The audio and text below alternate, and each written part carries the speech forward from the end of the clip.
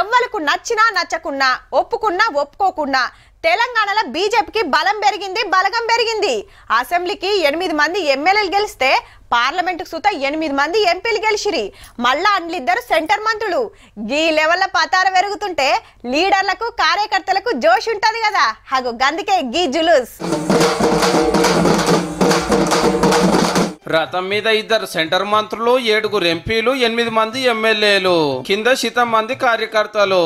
మంత్రులు అయినాక Kishan Reddy sir, Bandi Sanjay sir ఇయాలనే Hyderabad కోసే గిట్ల ఎదుర్కొన్నారు అన్నట్టు. పార్లమెంట్ కు అసెంబ్లీకి గింత మందిని గెలిపించినందుకు సెల్యూట్ తెలంగాణ పేరు మీద జోరుగా ర్యాలీ తీసిండ్రు. హైదరాబాద్ బేగంపేట ఎయిర్పోర్ట్ కాడ సురువైతే Rasulpura, Paradise, Ranigunj, Kavadiguda, RTC cross road, Narayanguda, Himayat Nagar, Basheerbagh, Nampally మీదకెళ్లి బీజేపీ హెడ్ ఆఫీస్ దాకా నడిచింది. ఈడ అందరికి సన్మానాలు.